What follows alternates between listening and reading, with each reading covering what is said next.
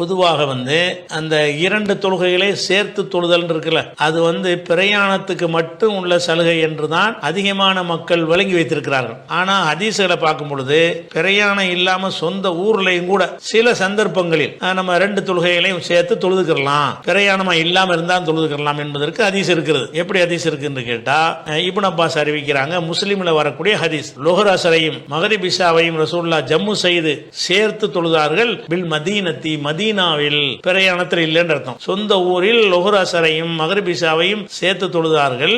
இப்படி சேர்த்து தொழுகிறது ஒரு மழையின் காரணமாகவோ ஒரு அச்சத்தின் காரணமாகவோ அல்ல. ஊர்ல மழையும் இல்ல, எதிரியுடைய பயமும் இல்ல, ஆர்டினரியான சாதாரண ஒரு நாளாக இருக்கிறது. அந்த நாளில் ரசூலுல்லாஹ் என்ன செய்யறாங்கன்னா லுஹர் அஸரையும் சேர்த்து ஒரு நேரத்தில் தொழுகிறாங்க, மக்ரிப் இஷாவையும் சேர்த்து ஒரு நேரத்தில் தொழுகிறாங்க. இது இப்னு அப்பாஸ் அறிவிக்கக்கூடிய செய்தி முஸ்லிம்ல இருக்கிறது. அப்ப அந்த முஸ்லிம்ல வரக்கூடிய ஹதீஸ்ல இப்னு அப்பாஸ் சொல்லிடுறாரு, மழையும் கிடையாது பயமும் கிடையாதுன்ட்டார். அப்ப மழை பயம் இல்லாம நீங்க ஏதோ ஒரு தேவை ஏற்பட்டுச்சுன்னு சொன்னா நீங்க என்ன செஞ்சுக்கலாம், ரெண்டு தொழுகை சேர்த்து தொழலாம். எப்படி தொழணும்னா, ஒரு பாங்கு ரெண்டு இகாமத், முதல்ல லுஹர் தொழணும், இகாமத் சொல்லிடணும், சலாம் கொடுத்த உடனே இடையில சுன்னத்தெல்லாம் தொழுவாம அப்படியே ஜாயிண்ட் ஜம்முண்ட சேர்க்கிறதானே, அப்படியே முன்னூறு இகாமத்து சொல்லி அப்படி தொழுது கொள்ளலாம், உள்ளூர்ல தொழுது கொள்ளலாம். எவ்வளவு நாளைக்கு தொழுவது அப்படி நம்ம ஹதீஸ்ல வரல, செஞ்சிருக்காங்கன்னு வருது. முடிஞ்ச அளவுக்கு உங்களுக்கு ஏழாத நேரத்தில் இது பயன்படுத்தி எப்பவும் செஞ்சீங்கன்னா அப்புறம் 3 வகுப்பு தொழுகைன்னு மாறி அப்புறம் 5 வகுப்பு இல்லாம போயிடும். அப்படி இல்லாத அளவுக்கு உங்களை மாதிரி சில நெருக்கடியான நேரத்தில் இருக்கிறவங்க இருப்பாங்க, சில வேலையில் உள்ளவங்க இருப்பாங்க,